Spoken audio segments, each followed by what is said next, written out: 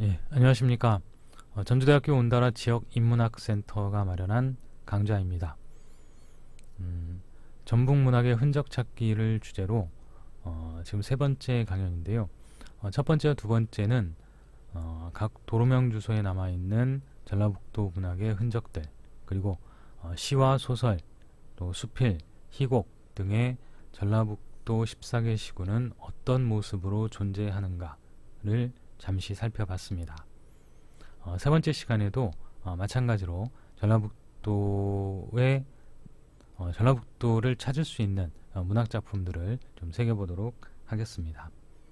음, 자, 제가 첫 번째 강좌, 두 번째 강좌에서 몇 차례 말씀드렸던 단어가 문학 명소라고 하는 단어입니다. 문학 명소라고 하는 단어가 법제화된 것들은 없습니다. 그런데 문학적으로 의미 있는 공간, 또 장소를 아마 문학 명소라고 하지 않을까라고 생각을 합니다.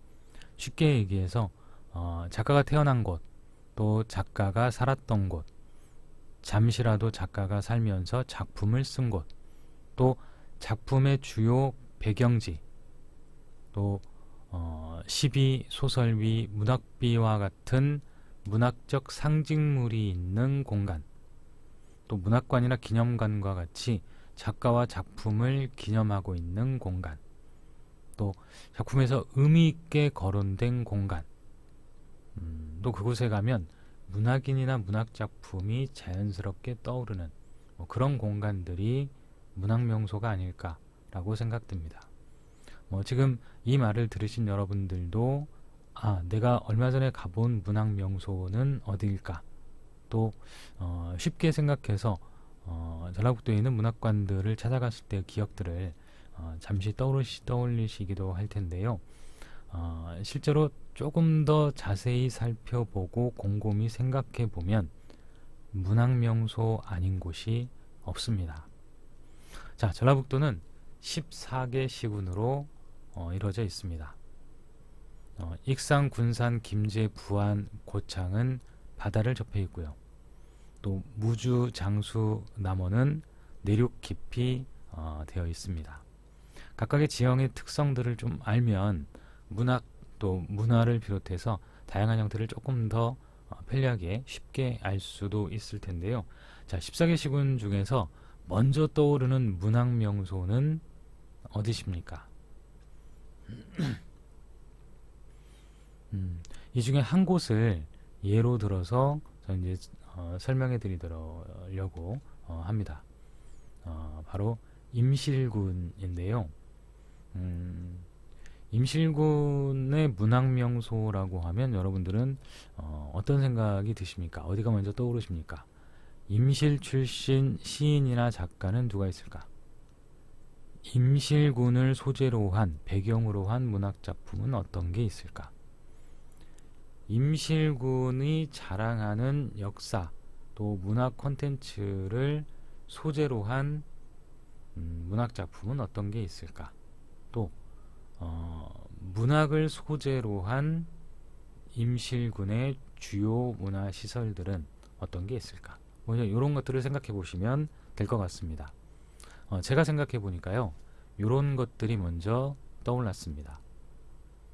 강진면 갈담리, 국사봉 전망대, 덕치면 덕치초등학교, 사선대에 있는 임실문학비, 사선대 조각공원, 섬진강, 진매마을, 섬진강길, 섬진강댐 물문화관, 성수면 일원, 또 신전마을, 오수면, 오수의견공원, 옥정호, 또 요상공원, 우남강, 우남면 금신회, 이용제고가, 임실 박사골 마을, 임실성당, 또 임실역, 임실치즈 역사문화관, 임실호국원, 장진영 기념관, 절골마을, 조삼대, 주암서원, 진매마을 사랑비, 청계리 폐금광, 또 필봉문화촌, 회문산. 저는 이러한 곳들이 먼저 떠올랐습니다.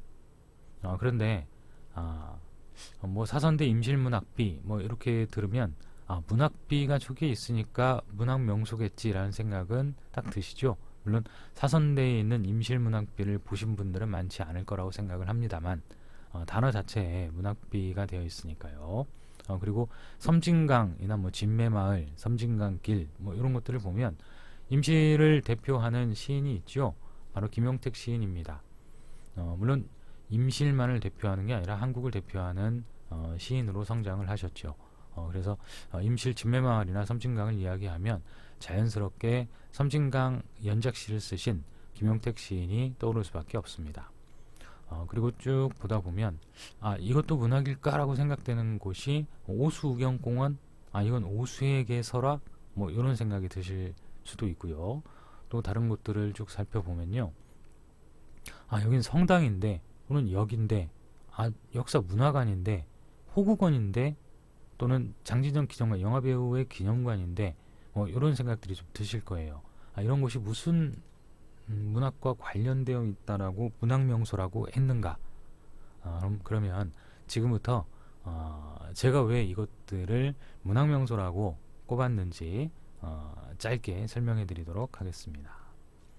자, 먼저 강진면 갈담리는요, 강진면 자체에 임실 필복농악이 있습니다. 임실 필복농악 을 좀 지나서, 필복마을을 좀 지나서 나오는 곳이 그 강진면 소재지인데요. 그곳은 박두규 시인의 시 고향 갈담이 배경지가 된 그런 곳입니다. 그것뿐만이 아니고요. 안도현 시인도 그곳에 있는 국수집을 배경으로 해서, 소재로 해서 작품을 쓰기도 했었고, 생각보다 많은 시들이 강진면 갈담리에 있는 것들을 소재로 해서 작품을 썼습니다. 자, 그리고 국사봉 전망대. 국사봉 전망대는요, 국사봉 자체가 그 아래에 호수가 되었죠, 지금은. 그래서 고향을 잃은 실향민들의 아픔이 서려 있는 곳이 바로 옥정호입니다. 옥정호나 오남강, 다양한 형태로 불리는 그런 물길인데요. 그곳에는 국사봉 전망대에는 이정의 시 일출봉 국사봉에서를 비롯해서 국사봉을 소재로 한 수없이 많은 작품들이 소재해 있습니다. 물론 국사봉이라고 하는 단어는요, 워낙 좋은 단어이기 때문에 전국 곳곳에 국사봉이 있습니다.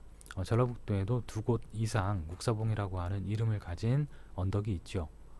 그리고 국사봉과 관련된 시들을, 문학작품들이 궁금하신 분들은 포털 사이트에 국사봉과 시인 이렇게 검색을 하시면 관련된 시들이 많이 뜰 거고요. 또 시를 찾는 방법이 있죠.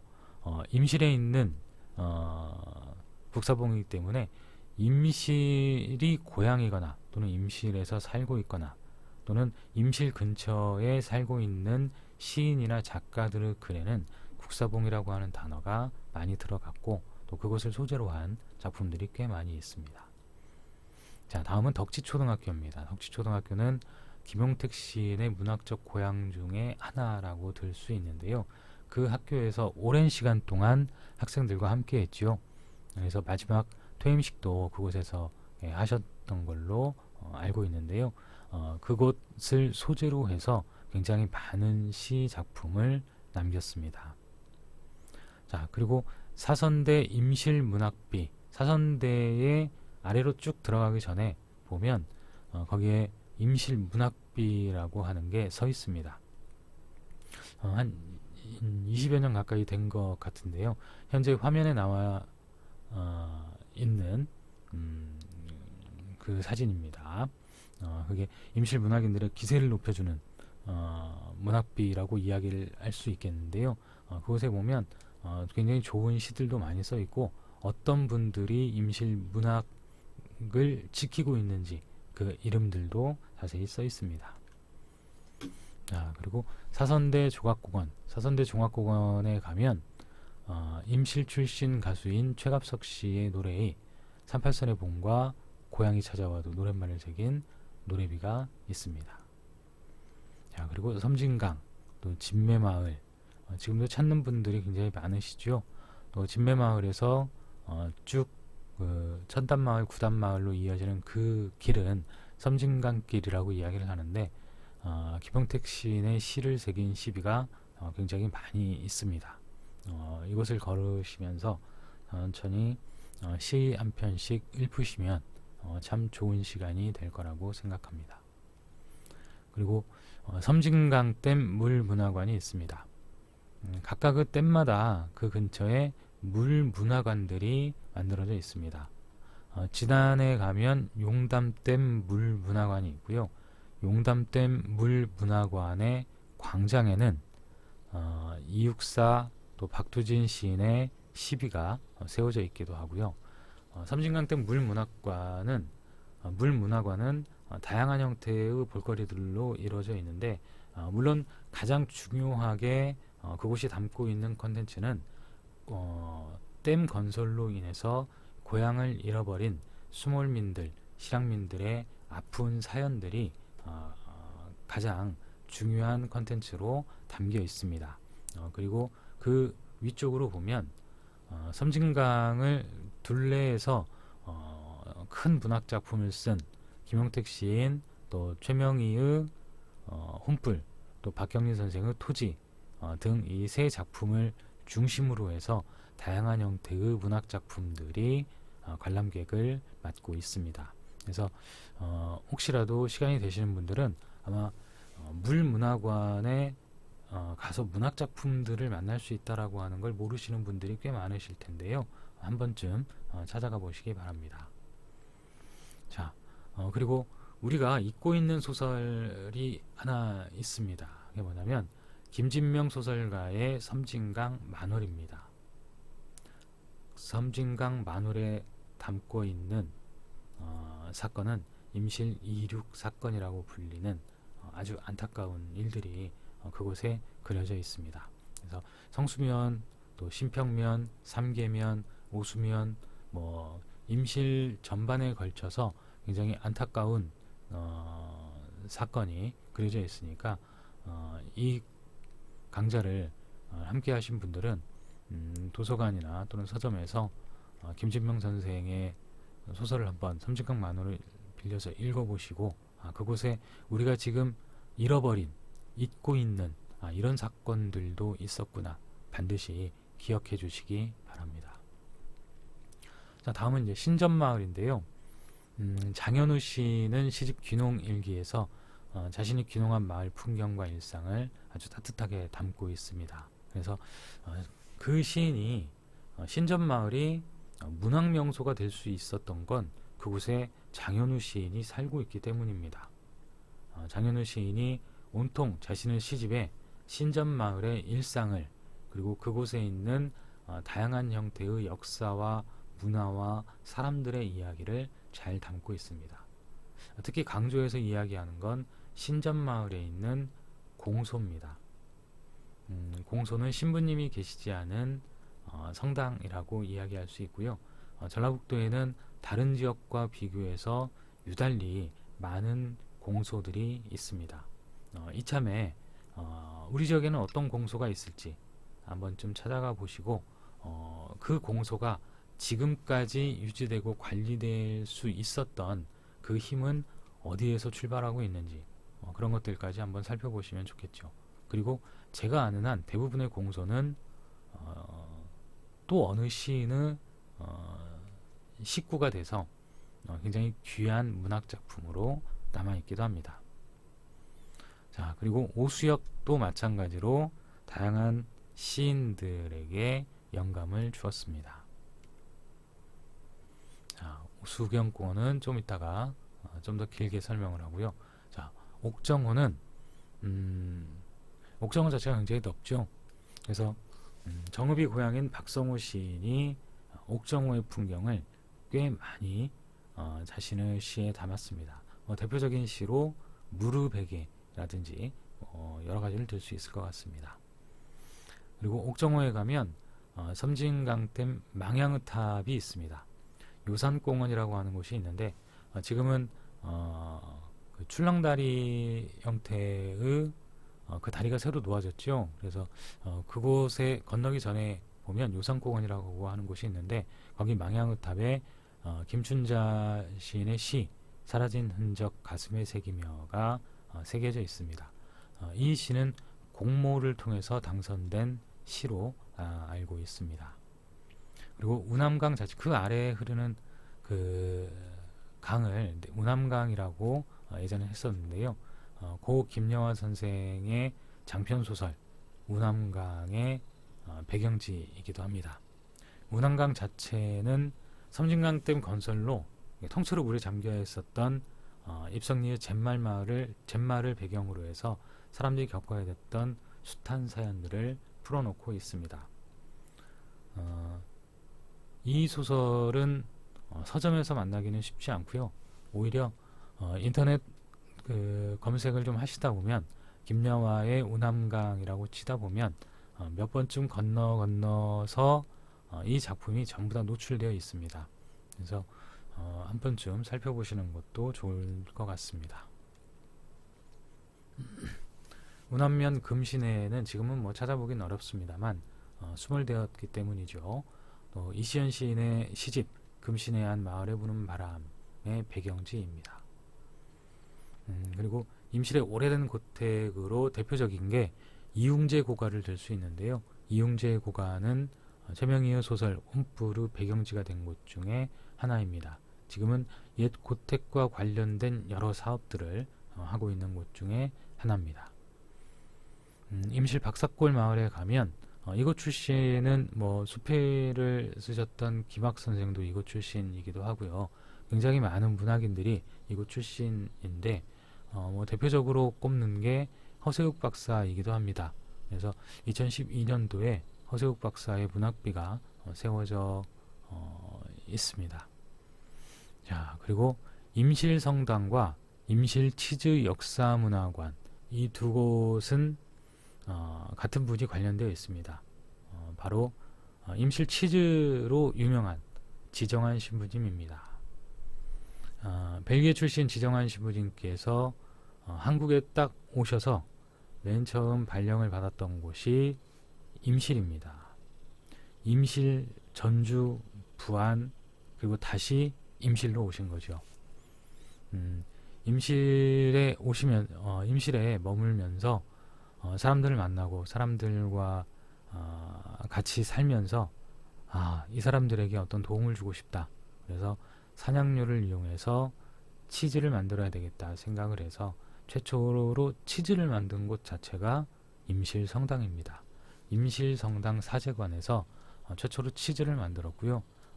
그리고 이러한 것들이 임실 치즈 테마파크까지 확장이 된 거죠. 그리고 이러한 이야기들은 지정한 신부의 이야기를 담은 책이 2권이 있습니다. 치즈로 만든 무지개 2007년도에 나온 책이 있고 또 비슷한 이야기를 담고 있습니다만 조금 더 확장되고 정리가 된 게 박선영 씨가 쓴 지정한 신부입니다.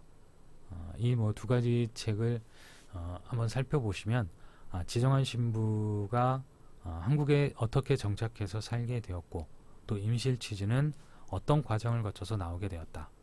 그리고 또 한 가지 지정한 신부님은 임실 치즈만으로 기억해야 될 분은 아니다라고 하는 사실입니다. 1970년대, 80년대를 거쳐가면서 대한민국의 민주화 운동을 위해서 큰 힘을 쏟으신 분이 지정한 신부이고 또 그 이후에 완주군과 전주에서 거쳐 하시면서 훨씬 더 많은 봉사활동을 하면서 큰 힘을 큰 힘을 내셔서 대한민국의 발전을 위해서 큰 힘을 쓰신 게 바로 지정한 신부님이라고 이야기할 수 있습니다. 그래서 이 책을 한번 살펴보시면 우리가 가슴 깊이 존경해야 될 분이 한 분 더 늘어나게 될 겁니다. 자, 그리고 임실 호국원도 제가 문학명소라고 꺼냈습니다. 자, 조금 뜬금없이 생각하실 분들도 있을 텐데요. 사실 만들어진 문학작품들만이 중요한 건 아닙니다. 더욱더 중요한 건 새롭게 세상에 나오는 문학작품들이겠죠. 임실호국원은 매년 나라사랑 문예창작 공모전을 열고 있고요. 이곳에서 호국영령에 대한 감사의 마음, 그 마음을 담은 문학작품들이 해마다 태어나고 있습니다. 자, 그리고 장진영 기념관도 문학명소라고 했습니다. 영화배우 장진영 씨를 추모하기 위해서 만든 기념관이죠. 그런데 장진영이라고 하는 그 단어 속에는 자연스럽게 김한시의 장편 소설 국화꽃 향기가 떠오르기도 합니다. 그래서 그곳에 가면 국화꽃 향기라는 영화, 그리고 영화의 모태가 된 소설이 함께 떠오르기 때문에 문학명소라고 이야기를 했습니다. 자, 이제 2개 남았습니다. 자, 독립운동가 조희제 선생의 고향마을인 절골마을도 우리가 절대 잊어서는 안 되는 단어입니다. 자, 조희제 선생은 그곳에서 염제야록이라고 하는 책을 집필했습니다. 이 책은 1895년부터 1918년까지 절개와 의리를 세운 의열선비 그리고 애국지사들의 항일투쟁 기록을 모은 책입니다. 이 책을 쓰고 또 이 책을 보존하고 그 관리하는 것 자체만으로도 굉장히 힘든 역사가 담겨 있습니다. 그래서 단순히 제 짧은 이야기를 통해서는 조희제라고 하는 독립운동가의 이름과 이분이 쓴 염제야록이라고 하는 책, 그리고 이분이 임실에 있는 절골마을에 살면서 이 책을 썼다라고 하는 사실을 알아주셨으면 좋겠고, 그리고 지금 이 시간을 잠깐 멈추든 아니면 체크를 좀 해두셔서 포털 사이트에 조희제라고 하는 단어를 한번 쳐보시기 바랍니다. 그래서 아까 지정환선 신부님을 말씀드렸을 때처럼 우리가 크게 빚지고 있는 그 조희제 선생의 삶에 대해서 감사한 마음을 느끼는 시간을 가지셨으면 하는 바람입니다. 반드시 포털 사이트를 통해서 조희제 선생과 염제야록이 어떤 과정을 거쳐서 또 어떤 분들이 서문을 쓰고 또 어떤 분들이 그 책이 출판될 수 있도록 노력을 하셨는지 반드시 살펴보시기 바랍니다. 자, 그리고 조3대라고 하는 것도 있습니다. 전라북 전북특별자치도에 사시는 분들은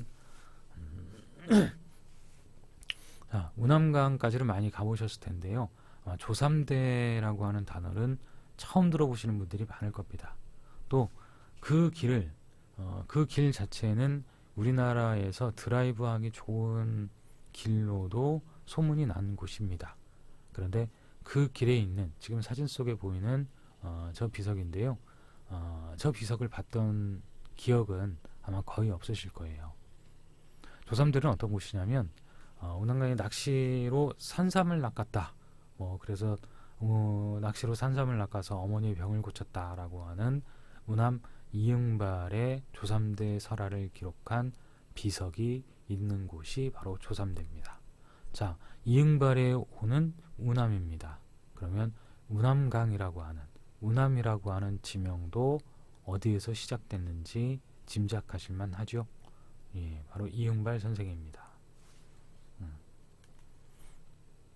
자, 그리고 주암서원, 또 청계리 폐금광, 필봉문화촌, 회문산도 문학명소라고 제가 체크를 해뒀습니다. 주암서원은 조선 초학자였던 최덕지를 모신 곳입니다. 최덕지의 삶은 희곡, 은행나무꽃의 소재가 되어서 많은 사람들에게 읽히고 있습니다. 청계리 폐금광도 있습니다. 한국전쟁 때 주민 700여 명이 군경의 무차별 학살에 희생당한 그런 곳입니다. 이 폐금광의 학살을 소재로 해서 지연 시인 또 정우영 시인 등이 이 현장을 시에 담았는데요. 청계리 폐금광은 어디에 있냐면 정말 아이러니한다고 얘기할 수밖에 없는데 임실 호국원에 있습니다. 임실 호국원은 군경들이 묻혀있는 그런 곳이죠. 그래서 임실 호국원이 확장된 맨 마지막 끝에쯤에 보면 거기에서 정자가 하나 있고 그 바로 아래 청계리 폐금광이 각각의 비석들과 마주하고 있습니다. 그래서 이 근처도 한 번쯤 가보셔서 우리의 여러분들이 거의 잘 모르고 있었던 그 역사를 알아보셨으면 하는 바람입니다. 자, 그리고 필봉문화촌입니다. 임실 필봉문학은 호남 자도농학의 대표적인 곳이죠. 임실을 대표하는 곳이 아니라 전북특별자치도를 대표하는 곳이 아니라 대한민국을 대표하는 곳입니다. 그리고 그 기운들은 동화, 시, 희곡 등등 많은 문학작품 창작으로 이어졌습니다. 윤미숙의 소리공책의 비밀 동화로 나왔었고요. 또 김용택 시인, 문명란 시인 등의 시로 또 나오기도 했습니다. 또 필봉문화촌에서는 그 봄, 여름, 가을 뭐 이때 상설 공연을 하기도 하는데 그 어떤 희곡들을 바탕으로 해서 각각의 공연들이 펼쳐지지요. 그래서 단순히 풍물을 전승하는 곳만이 아니라 새로운 문화를 창조해내는 그런 곳이라고도 이야기할 수 있습니다. 자, 그리고 회문사는 동학농민혁명 또 구한말 항일투쟁의 근거지라고 얘기할 수 있죠. 그리고 이미 그 이전에 천주교로 인해서 도망 다녀야 했던 그분들의 피신처이기도 했습니다. 그래서 빨치산들이 마지막까지 투쟁했던 저항의 산, 피의 산, 피난의 산 뭐 이렇게 이야기를 하는데 대표적인 소설은 이태의 남부군이라고 얘기를 할 수 있겠고요. 그뿐만 아니라 빨치산이 거론되는 많은 소설들에서 지리산뿐 아니라 회문산, 덕유산 등등은 빠지지 않고 거론되고 있습니다. 자, 여기에서 이제 대표적인 두 가지를 말씀드리도록 하겠습니다.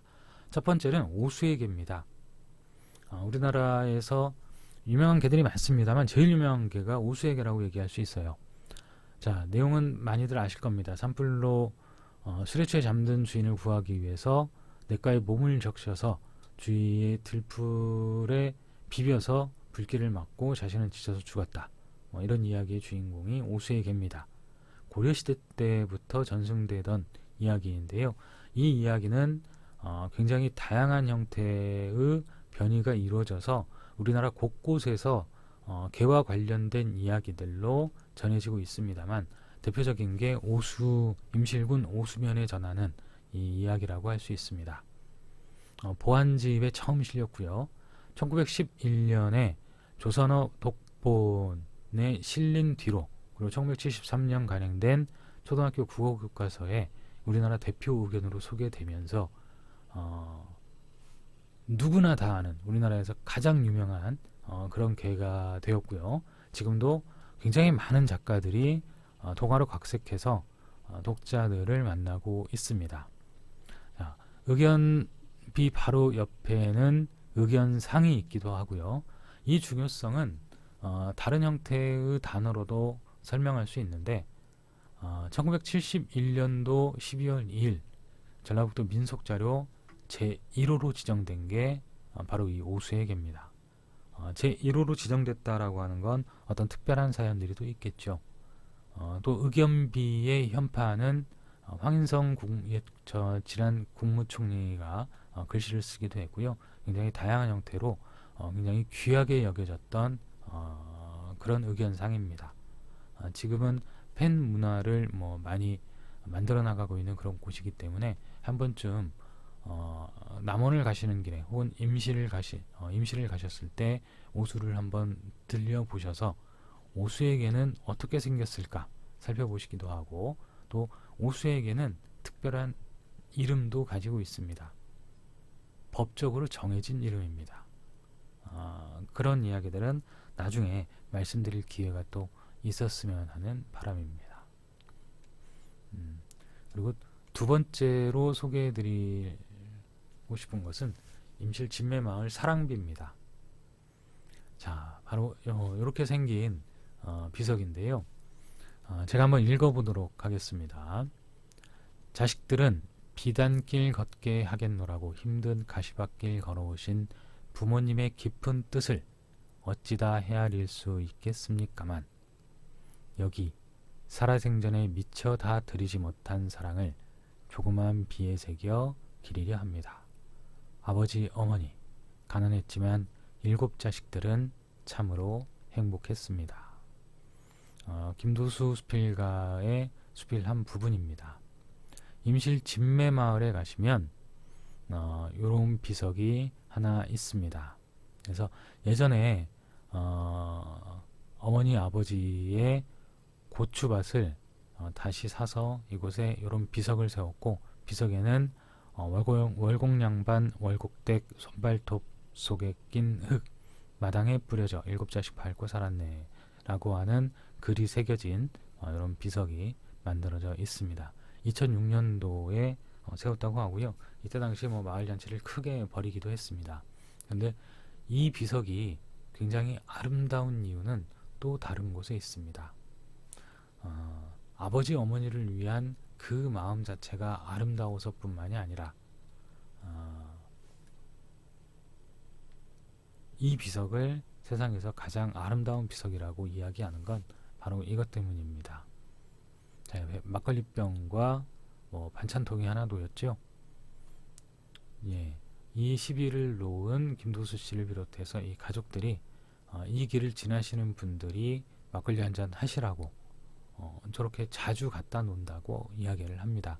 그래서 막걸리 지나는 길에 막걸리도 한잔 하시고, 또 남은 술은 비석에 좀 뿌려주시기도 하고, 그래서 이 비석은 죽은 비석이 아니라 살아있는 비석, 진짜 사랑비가 아닌가라는 생각이 들어서 이 비석을 참 귀한 비석이다라고 생각을 합니다. 전라북도는 이와 같은 시비나 소설비나 문학비들이 굉장히 많습니다. 예상외로 많습니다. 군산에 가면 진포 시비공원이라고 하는 곳에 20기가 넘는 시들이 새겨진 시비들이 있고요. 또 전주에는 다가공원, 덕진공원, 혼불문학공원 등등에 있기도 하고, 부안에는 애창석정공원, 또 고창에 가면 문학비동산, 또 남원에 가면 교룡산성, 또 여러 곳에 문학비들이 시비들이 세워져 있습니다. 그래서 이 시비들은 여러분들이 단순한 시비라고 인정을 할 때 어떤 글이 쓰여 있고, 또 어떤 의미가 담겨져 있는지, 어떤 시인의 글인지, 어떤 소설가의 문장인지 이런 걸 좀 관심 있게 봐주셨을 때 생명이 싹 트는 것입니다. 요건 남원에는 교룡산 국민관광지, 또 춘향테마파크, 호암시비공원 이런 곳에 시비들이 숲을 이루고 있을 정도로 굉장히 많이 있고요. 그뿐만 아니라 구룡계곡, 또 만인의총, 병강세 백장공원, 오리정, 유천마을, 정년치휴게소, 혼불문학관 등 각각의 곳에 시비와 표지석 등이 서 있습니다. 특히 이제 교룡산 국민관광지 같은 곳은 춘향의 옥중시, 이몽룡의 어사시, 또 임진왜란 때 의병장이었던 방원진의 시조, 애령곡이 새겨져 있기도 하고요. 또 유천마을이 고향인 김사무당의 시 화만지, 또 수지면 출신 박항식 시인의 도라지꽃, 또 복효근 시인의 시 다시 밝혀드는 동학의 횃불 등이 행인들을 기다리고 있습니다. 춘향테마파크에는 춘향을 소재로 한 여러 시인들의 시가 새겨져 있고요. 호암시비곡원은 조선시대 남원 출신 시인들의 시들이 20여 기 정도가 새겨져서 숲을 이루고 있습니다. 구룡공원은 권삼득 명창의 그 구룡계곡에 있는 구룡폭포는 권삼득 명창이 그곳에서 소리의 한바탕을 이뤘다라고 하는 그런 곳이죠. 그래서 권삼득 표지석이 있기도 합니다. 병강세 백장공원은 병강세 이야기와 병강세 가라고 하는 한소리가 있죠. 병강세 이야기와 관련된 다양한 모형들이 돌로 깎아져서 새겨져 있기도 하고 뭐 그런 곳입니다. 자, 완주군에도 굉장히 다양한 형태의 시비들이 있습니다. 대표적인 곳은 문화예술공간 여산제입니다. 이것은 2003년부터 김남곤, 정군수, 조미애, 황금찬, 허소라 시인의 시, 그리고 다양한 분들의 어록들이 돌에 새겨져서 시비름을 이루고 있습니다. 완주군 동산면에 있으니까요. 혹시 그 길을 가시는 길이 있으시면 야외에 전시되어 있어서 누구나 쉽게 관람하실 수 있습니다. 자, 그리고 또 다른 시비를 말씀드리려고 합니다. 바로 옆에 서 있는 뭐 그 시비인데요. 바로 이광웅 시인의 시입니다. 2022년 12월 22일이 추모 30주기였는데 지금 현재 사진은 당시의 추모식을 위해서 금강 하구에 서 있는 이광웅 선생 시비를 찾은 사람들의 모습입니다. 자, 맑은 날에 가시면 이렇게 시비를 찾을 수 있습니다. 이광웅 씨는 전라북도 이리 출신, 익산 출신이시고요.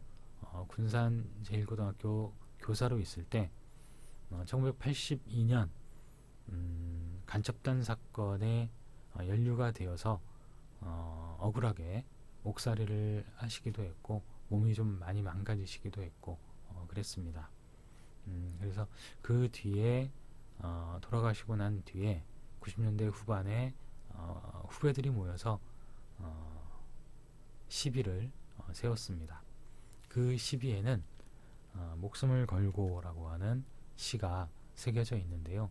바로 선생의 글씨체 그대로 이 시를 가져다가 돌에 새겼습니다.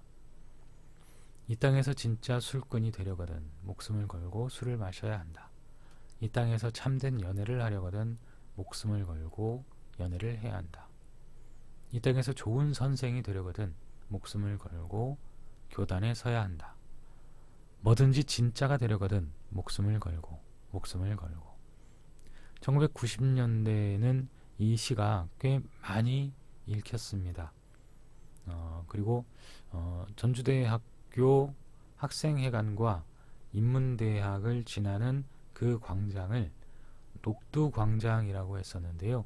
그 녹두광장 바닥에 이광웅의 시 목숨을 걸고가 쓰여져 있기도 했고요. 이 목숨을 걸고는 민중가요로 작곡이 돼서 시위 현장에서 많이 불리기도 했습니다.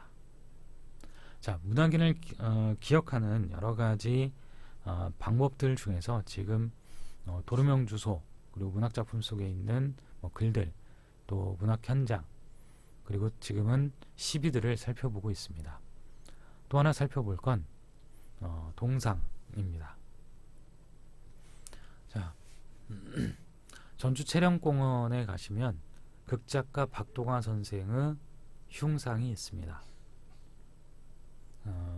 여기서 지금 화면을 자세히 보시는 분들은 전주 체령공원 딱 얘기를 했을 때 채자 틀렸어 라고 생각하시는 분 계시죠? 하지만 체령공원은 첫 채자가 맞습니다. 체육공원 할 때 채자가 아니고 연꽃을 의미하는 채자가 많습니다. 첫 글자가 더 많습니다. 자, 전주 체력공원에는 극작가 박동화 선생의 흉상이 있습니다. 1999년도에 전북 지역의 연극인들, 미술인들이 주축이 돼서 건립을 했습니다. 그래서 이 동상에는 나의 독백은 끝나지 않았다라고 하는 작품은 주요 대사들이 실려 있기도 하고요. 박동화 선생은 우리가 반드시 기억해야 하는 굉장히 훌륭한 문학인 중에 한 분이라고 이야기할 수 있습니다. 조금 더 긴 이야기는 포털 사이트를 통해서 박동화라고 하는 단어를 치시면 박동화 선생과 관련된 정제된 글들이 많이 나올 겁니다. 그래서 일부러라도 좀 찾아봐 주시면 좋을 것 같아요. 그래서 그 전에도 조희재 선생을 얘기했었고 또 지정환 신부님을 말씀드렸었죠. 우리가 우리 가슴 속에서 분명히 알고 있어야 되는데 잘 모르고 있는 분들, 알면 가슴 한쪽이 더 따뜻해질 수 있는 바로 그런 분들입니다. 그리고 특히 시인이나 작가를 꿈꾸는 분들이라고 하면 반드시 알아야 되는 이름 중에 하나가 바로 박동화 선생입니다. 박동화 선생은 전라북도 근현대 연극의 토대를 이루신 그런 분이기도 하고 작가로서의 전형을 보여주시기도 한 분입니다. 자, 지금 화면에 보이는 건 박동화 선생이 돌아가시기 몇 년 전에 그때도 몸이 굉장히 불편하실 때인데 썼던 일기 중에 한 부분입니다. 제가 읽어보겠습니다. 작품을 써야겠다고 매일같이 구상을 해보다 좋은 상이 떠오르지 않는다. 건강이 좋지 못해 몸도 자유롭게 쓰지 못하는 나로서는 좋은 상이 떠오를 리가 만무하다. 역작을 한 편쯤이라도 써봤으면 이것이 내 소원이다. 그러나 내 몸과 마음은 너무 약하다. 그러나 어떤 안간힘을 다해서라도 작품을 써야 한다. 4월 공연을 꼭 성공해야 한다. 그럼 공연비는 어떻게 연출하는가? 생각하면 너무도 막연하다. 그렇지만 나는 해야 한다. 내 사고력이 완전히 소모되기 전까지는. 60을 넘은 나이에 작가로서 또 연출가로서 또 극단의 대표로서 큰 책임감이 담겨있는 넋두리입니다. 가슴을 뭉클하게 하는 그런 글이 아닌가라는 생각이 좀 듭니다. 한국소리문화전당에 가실 일이 있으시면 한국소리문화전당에 차를 주차하시고 그 맞은편에 배드민턴장이 있죠. 배드민턴장 바로 옆에 채련공원이 있습니다. 이곳에 가시면 박동화 선생의 흉상을 만날 수 있고 또 다른 분의 시비들이 몇 개가 더 있습니다. 그러니까 한 번쯤 살펴보시기 바랍니다. 자, 이제 문학인들을 기념하는 가장 대표적인 공간이라고 얘기할 수 있죠. 바로 문학관들입니다. 이 문학관 이야기들을 좀 하겠습니다. 자, 전북에는 몇 개의 문학관이 있을 거라고 생각하십니까? 저는 지금 화면에 15개가 넘는 문학관이 있다 라고 써놨습니다만 실제로 몇 개가 될지는 어느 누구도 장담할 수는 없습니다. 포털 사이트를 통해서 검색되는 전북의 문학관, 또 한국문학관협회에 등록된 전북의 문학관, 또 전화번호부에 기재된 문학관이라고 하는 단어가 들어간 전라북도 소재의 건물들, 각각의 수치들이 다 다르거든요. 그리고 현재 문학관 개관을 준비하고 있는 곳도 여러 곳이 있습니다. 또 여러분들이 가보신 곳은 몇 군데나 되는지 또 어디인지 기억을 한번 해보시기 바랍니다. 자, 제가 찾은 전북의 문학관은 바로 이곳들입니다.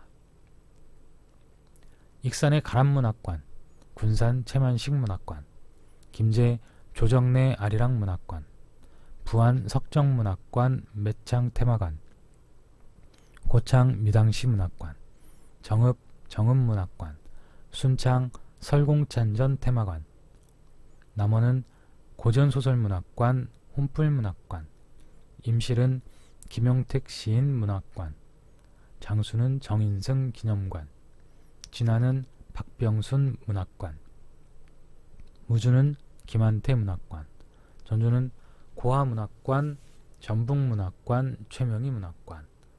이렇게만 봐도 15개는 넘습니다. 그런데 여기에 있는 제가 거론한 문학관들 중에는 뒤에 문학관이라고 쓰여있지 않은 곳들도 있습니다. 대표적인 것은 정인승 기념관이죠. 정인승 기념관은 보훈시설로 등록이 되어 있는 곳입니다. 문학관이라고 하는 분들은 많지 않습니다. 하지만 정인승 선생은 국어학자입니다. 일제강점기 때 한글 운동을 했기 때문에, 또 조선어학회 사건과 관련해서 3년의 투옥 생활을 하셨기 때문에 당연히 독립지사이고, 독립지사이기 때문에 호국 보훈시설로 등록이 되어 있습니다. 하지만 제 생각에는 보훈시설뿐 아니라 너무나 당연하게 문학관 중 대표적인 곳이다, 한글학자를 기점하는 곳이기 때문에 저는 그렇게 생각을 해서 문학관의 범주에 넣습니다. 또 가로를 친 곳 있어요. 진안의 박병순 문학관, 정읍의 정읍문학관. 자, 이 두 곳은 실존하는 곳이 아닙니다. 인터넷 포털 사이트에 기사로서만 존재하는 곳들입니다. 정읍문학관도 수년 전부터 곧 정읍문학관이 생긴다라고 하고 있고, 박병순 문학관도 물론 박병순 문학관은 터가 있고 그곳에 어느 정도의 진척이 있는 걸로 알고는 있습니다. 근데 여튼 박병순 문학관과 정읍문학관은 현재 조성을 준비 중인 그런 문학관입니다. 그리고 또 부안의 매창 테마관, 순창의 설공찬전 테마관, 이 두 곳은 문학관이라는 단어가 아니라 테마관이라고 쓰여 있죠. 그런데 저는 문학관의 범주에 넣었습니다. 부안의 매창 테마관에 가면 시인인 매창의 삶과 문학 작품에 대해서 굉장히 다양한 형태로 전시되어 있습니다. 설공찬전은 판타지 소설입니다. 설공찬전 테마관은 굉장히 작은 공간입니다만, 그곳에 가시면 설공찬전에 등장하는 사람들과 또 설공찬전을 쓴 사람, 설공찬전에 얽힌 여러 이야기들이 소개되어 있습니다. 그래서 테마관이라고는 하지만 이곳 역시 문학관의 범주에 있는 곳이 아닌가라고 생각이 되어서 문학관이라고 써놨습니다. 또 각각의 문학관들을 보시면 일제강점기와 밀접한 관련이 있기도 합니다. 익산 가람문학관도 그렇고요. 군산, 김제, 고창, 전주도 그렇고 무주도 그렇고 대부분 일제강점기 때 주요 활동을 하셨던 가람 이병기 선생, 또 최만식 소설가, 김한태 평론가, 정인승 한글학자 등등의 문학관들입니다. 또 김제의 조정래 아리랑문학관의 소설 아리랑, 전주와 남원에 있는 최명희와 관련된 소설 혼불, 이 두 작품은 일제강점기를 주요 배경으로 하고 있습니다. 자, 전체 중에 생존 작가의 문학관은 임실에 있는 김용택 시인 문학관입니다. 그래서 김용택 선생님도 스스로 김용택 시인 문학관이라고 하지는 않죠. 그런데 포털 사이트 검색을 통해서 나온 이름은 김용택 시인 문학관이라고 되어 있고요. 시인은 스스로 김용택 시인의 작은 학교 이런 정도로 말씀을 하고 계십니다. 그리고 실제로 그곳에 가면 김용택 선생이 태어난 집, 그리고 사람들이 찾아왔을 때 함께 이야기를 나눌 수 있는 공간, 그리고 집매마을을 배경으로 하고 있기 때문에 사실은 어떤 문학관이 특정한 건물 속이 아니라 마을 전체가, 혹은 임실 전체가, 임실을 흐르는 섬진강 전체가 김용택 시인의 문학관이라고도 이야기할 수 있겠죠. 그래서 실제로 문학관이라고 이름이 붙어진 곳이 있고, 또 그렇지는 않지만 문학관의 범주에 넣을 수 있는 곳도 있고 그렇습니다. 또 한 가지를 말씀드리면, 가람이나 최명이나 최만식이나 이런 형태로 사람 이름이나 호가 앞선 문학관은 그곳에서 해당 시인이나 작가가 태어났거나 또는 오랫동안 글을 썼거나 이런 곳이고요. 아리랑문학관이나 혼불 문학관과 같이 작품 이름이 앞선 문학관은 그 작품의 주요 배경지가 바로 그곳입니다. 그래서 배경지에 세워진 문학관의 경우에는 작품 이름을 앞세웠습니다. 또 전라북도 문학관과 같은 지자체명이 들어간 곳은 전체를 다루고 있습니다. 그래서 전북문학관은 전라북도 전북특별자치도에 기반한 시인, 작가 50여 명을 추려서 소개하고 있는 그런 공간입니다.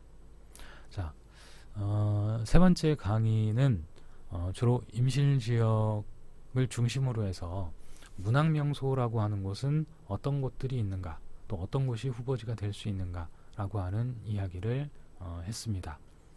네 번째 강좌에서는 문학관에 대한 이야기들을 조금 더 상세하게 나눠보도록 하겠습니다. 지금까지 S였습니다. 감사합니다.